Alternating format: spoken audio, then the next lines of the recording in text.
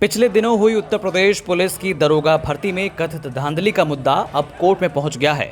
28 जुलाई को हुई सुनवाई में कोर्ट ने अफसरों द्वारा जो भी जवाब दाखिल किया गया, जो डॉक्यूमेंट्स पेश किए गए, साफ कहा गया कि कागजात एफिडेविट के साथ फाइल किए जाएं और कोर्ट को एफिडेविट के साथ बताया जाए कि सब इंस्पेक्टर भर्ती परीक्षा में क्या कार्रवाई की गई, अब तक मामले का क्या स्टेटस है, दर्ज कराई गई एफआईआर का स्टेटस और एनएसईआईटी को ही नोडल एजेंसी बनाने के पीछे की वजह को एफिडेविट में पेश करें।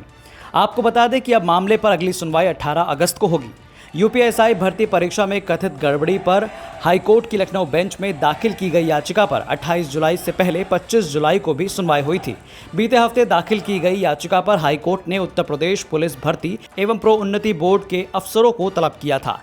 याचिकाकर्ता संदीप परिहार और 28 याची के इस मामले को हाईकोर्ट की लखनऊ बेंच में 25 जुलाई को जज आलोक माथुर द्वारा सुना गया। मुख्य रूप से दो आरोप लगाए गए थे। पहला, एग्जाम के दौरान ही 23 नवंबर 2021 को गोरखपुर के रामगढ़ पुलिस थाने में एफआईआर दर्ज कराई गई। आईपीसी की सेक्शन 116, 120 बी, 419, 420, 467, 468, 471 और कहा गया कि कई ऐसे लोग जिनके अंडर था एग्जामिनेशन सेंटर, उन्होंने सॉल्वर बैठा रखे थे जो ऑनलाइन पेपर सॉल्व कर रहे थे और ये एग्जाम सेंटर एनएसईआईटी ने अपॉइंट किए थे और ये एफआईआर दर्ज की गई थी गोरखपुर एसटीएफ की तरफ से। इसके बाद एक के बाद एक गोरखपुर, कानपुर, प्रयागराज, बनारस, आगरा, बरेली और लखनऊ से कुल 33 एफआईआर दर्ज किए गए। इसके अलावा दूसरा बड़ा आरोप था कि एग्जाम कंडक्ट करने वाली एजेंसी एनएसईआईटी पर पहले भी इसी तरह के आरोप 2017 की यूपी पुलिस भर्ती में लगाए गए थे, जिसकी जांच भी हुई और पाया गया कि जितने भी आरोप लगाए गए थे वो सही पाए गए। एग्जाम को इलीगल और अनऑथराइज तरीके से पेपर से पहले ही लीक किया गया था, तो फिर से इस एजेंसी को क्यों एग्जाम करवाया गया? हालांकि बाद में इसी एजेंसी ने दोबारा एग्जाम कंडक्ट किया था। इस पर कोर्ट ने कहा कि हम उस कारण को नहीं समझ पा रहे हैं।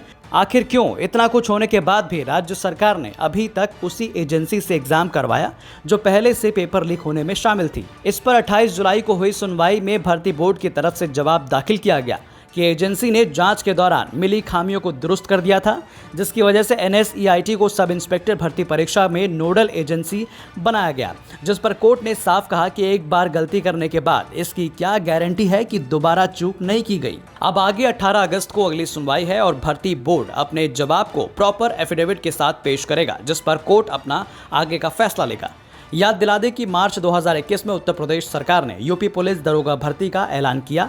इसके बाद 1 अप्रैल 2021 से 15 जून 2021 तक 12 लाख बच्चों ने फॉर्म भरे। कुल 9,534 पदों पर भर्ती होनी थी। 12 नवंबर से 2 दिसंबर तक परीक्षा ऑनलाइन मोड में संपन्न हुई। 7.61 लाख अभ्यर्थियों ने एग्जाम दिया। 14 अप्रैल 2022 को मेरिट लिस्ट जारी की गई। इस मेरिट लिस्ट में कुल 36,170 सफल अभ्यर्थी के नाम थे, लेकिन जब अभ्यर्थियों का डॉक्यूमेंट वेरिफिकेशन और फिजिकल टेस्ट के लिए बुलाया गया तो एग्जाम के दौरान बड़े पैमाने पर हुई धांधली का भांडाफोड़ हुआ। कई अभ्यर्थी ऐसे भी थे जिन्होंने पहले 1 घंटे तो कुछ नहीं किया और उसके बाद महज 9 से 10 मिनट में 160 में से 150 से लेकर 158 तक सवाल हल कर दिए, जबकि कुछ ऐसे अभ्यर्थी भी थे जिन्होंने 2 घंटे का पेपर जादुई तरीके से महज 3 मिनट में हल कर दिया। जब ऐसे अभ्यर्थियों को पकड़ा गया और जांच हुई तो पता चला कि इनका कंप्यूटर बाहर से मैनेज किया जा रहा था, स्क्रीन शेयरिंग के जरिए। जैसे जैसे अभ्यर्थी डॉक्यूमेंट वेरिफिकेशन और शारीरिक परीक्षण के लिए आते गए, वैसे वैसे परीक्षा में हुए बड़े फर्जीवाड़े का खुलासा होता गया, जिसे खुद पुलिस ने किया। अब इस मामले की सुनवाई कोर्ट में हो रही है। लखनऊ से संतोष शर्मा के साथ गौरव कुमार पांडे की रिपोर्ट, यूपी तक।